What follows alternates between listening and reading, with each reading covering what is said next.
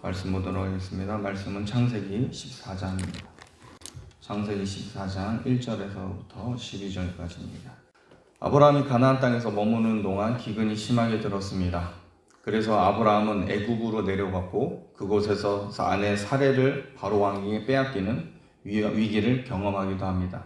그러나 하나님의 강력한 역사로 애굽 왕 바로가 항복하고 아브라함의 아내 사레를 다시 보내게 됩니다.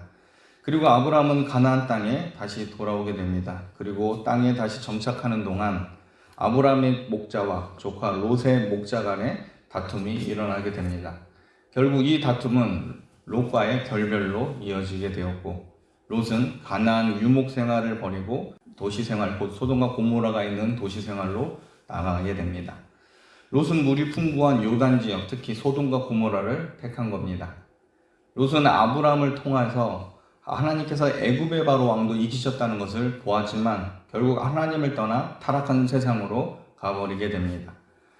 아브라함은 하나님의 약속에 대한 믿음을 가지고 동서남북을 바라보았지만 이 롯은 하나님의 약속에 대한 믿음을 버리고 육신의 안목으로 세상을 보았기에 심판을 앞두고 있는 이 소돔과 고모라 땅을 여호와의 동산으로 보고 그곳으로 이주한 겁니다.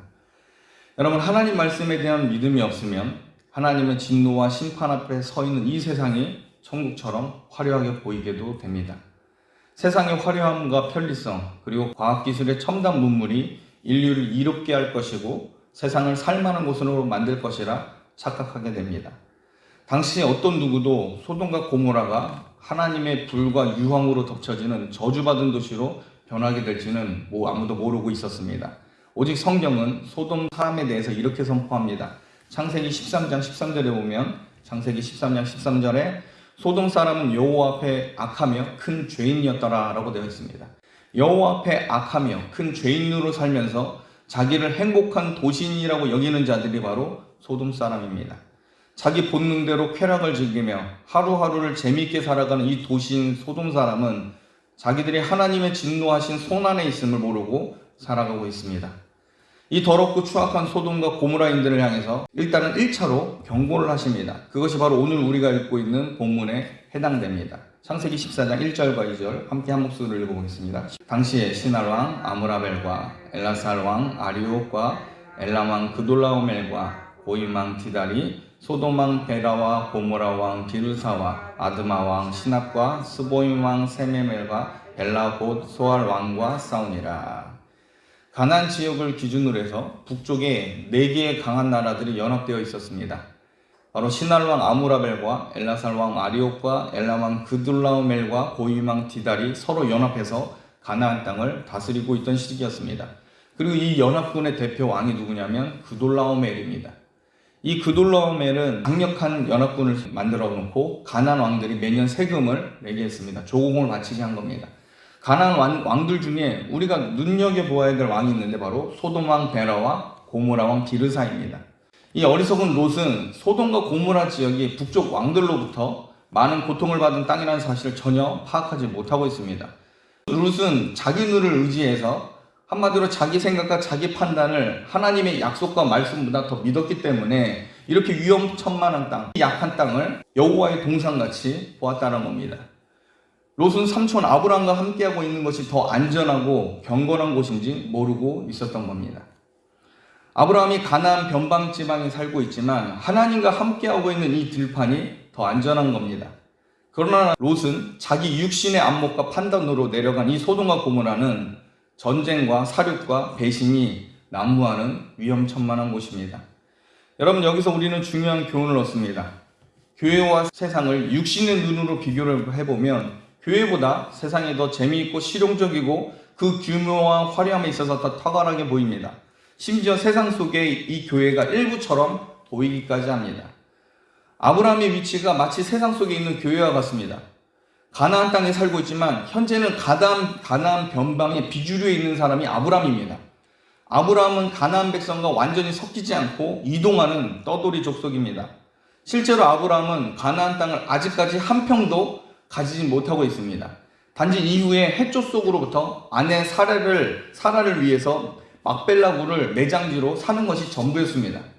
아브라함은 결코 하나님의 진노의 대상이 되는 이 가나안 땅과 섞여 살지도 정착하지도 않으면서 세상 속에 거리를 두고 영적 긴장을 유지한 채 거룩한 삶을 살고 있었던 겁니다. 그런데 롯은 아브라함을 통해 보여준 하나님의 약속에 대한 믿음을 버리고 완전히 세상 문화에 편입하여 있습니다. 자기의 선택이 얼마나 위험하고 추악한 것인지 성경은 드러내고 있는 겁니다. 소돔과 고모라를 택한 이 롯은 전쟁으로 인해 포로로 끌려가기까지 됩니다. 또한 소돔과 고모라의 이 추악한 성적 타락으로 피해자가 되었고 자기 딸과 부적절한 관계로 인해 모압과 암몬이라는 하나님의 대적자들의 조상이 됩니다. 자, 14장 3절 말씀 우리 한 목소리 읽겠습니다. 이들이 다 시딤 골짜기 곧 지금의 염해에 모였더라. 가나안의 5명의 왕들이 북쪽의 강자인 그돌라오멜 연합군에게 12년간 조공을 바쳤습니다. 그리고 13년 때 배반해서 이제는 조공을 바치지 않게 됩니다. 그래서 북쪽의 그돌라오멜 연합군이 가나안의 5왕과 싸우기 위해서 내려오는데 이때 전쟁을 하게 되는 이 접견 지역이 어디냐? 바로 시딤 골짜기입니다. 여기서 시딤이라고 하는 단어는 이 사레라고 하는 히브리 단어에서 나온 단어입니다. 이 사레라고 하는 단어의 뜻은 풀이 무성한 땅을 의미합니다. 한마디로 이 시딤 골짜기는 땅이 비옥한 곳임을 우리는 알게 됩니다. 자, 일단 여러분이 성경과 관련된 지리에 대해서 좀 이해해야 될 부분이 있는데 여러분 대개 우리는 골짜기라고 하면 어떻게 생각하죠? 시딤 골짜기 하니까 골짜기이기 때문에 협착하고 굉장히 좁아서 과연 사람이 살만한 곳이고 작물이 자랄 만한 곳인가 라고 생각을 하게 됩니다. 그런데 히브리인들이 생각하고 있는 이 골짜기는 특별히 성경에 나온 이 골짜기 개념은 여러분이 생각하는 것과 참 다릅니다. 왜냐하면 히브리인들에게 있어서 이 골짜기는 단순히 산과 산 사이의 지형을 모두 다 골짜기로 봅니다. 산과 산 사이에 넓은 평야지대라고 해도 히브리인들은 산과 산 사이에 있기 때문에 그걸 뭐라 그래요? 그냥 골짜기라고 부르는 겁니다. 소돔과 고모라를 향한 하나님의 심판이 있기 전에 이 시딤 골짜기는 상당히 큰 지역입니다. 그런데 3절을 자세히 읽어보면 땅이 비옥하고 살기 좋은 이 시딤 골짜기가 뭐가 됐다고 그래요? 지금의 염해라고 되어 있습니다. 자, 3절에서 지금은 모세가 창세기를 기록할 때쯤을 말하는 겁니다.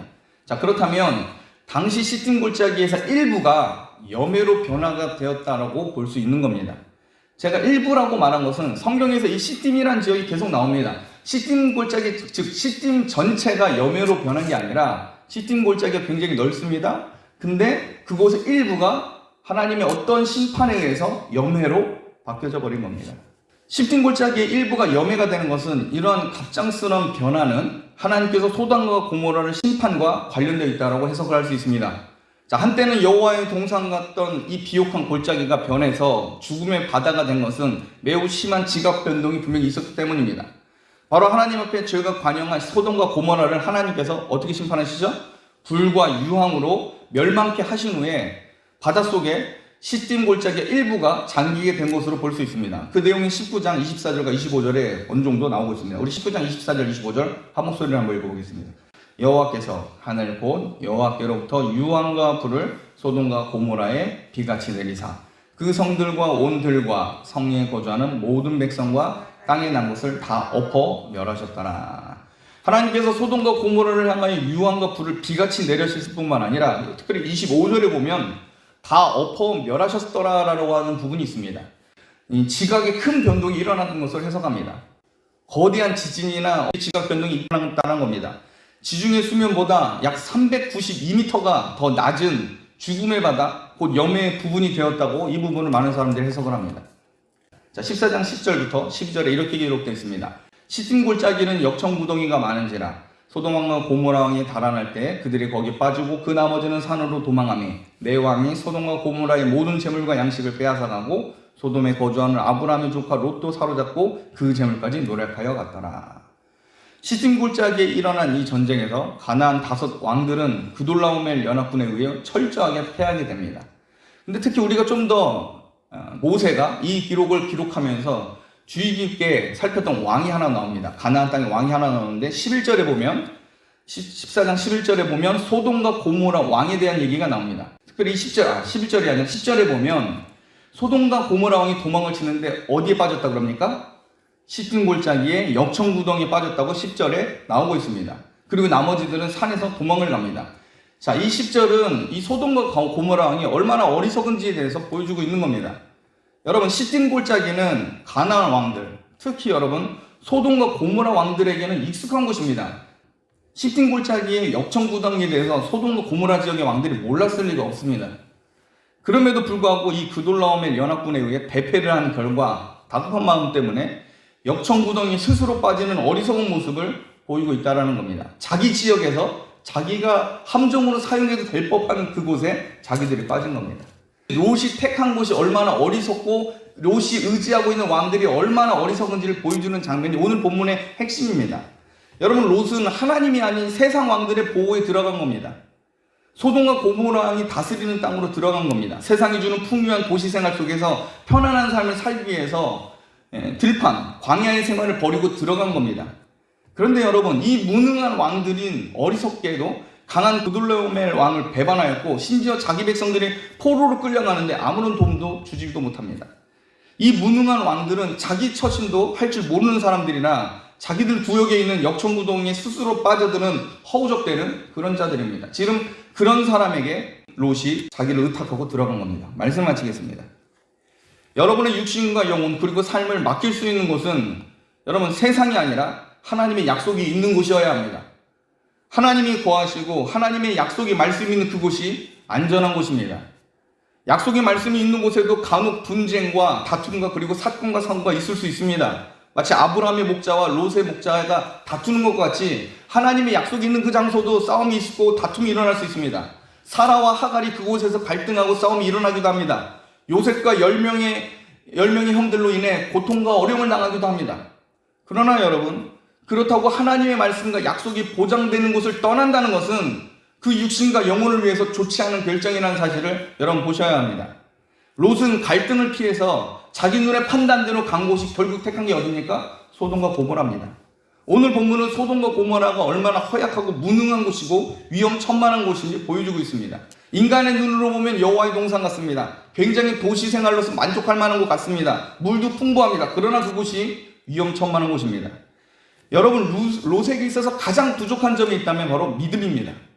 아브라함을 통해 드러난 하나님의 약속을 롯은 믿었어야 합니다. 아브라함을 통해 성취는 약속도 알고 있습니다. 그럼에도 불구하고 떠난 겁니다. 여러분, 아브라함의 복이 예수님을 통해 성취되었고 이제 이 복이 교회를 통해 이어져 내려가고 있음을 믿으시길 바랍니다. 그러므로 여러분, 하나님의 축복과 이 약속에 있어서 믿음을 가지셔야 합니다. 이 믿음의 눈이 있어야지 하나님의 약속에 대한 가치가 얼마나 놀랍고 굉장한 것인지 깨닫게 됩니다. 이후 말씀에서 다루겠지만 믿음의 사람 아브라함이 이 전쟁에 개입합니다. 그리고 조카 롯을 구하는 담대함도 보여줍니다.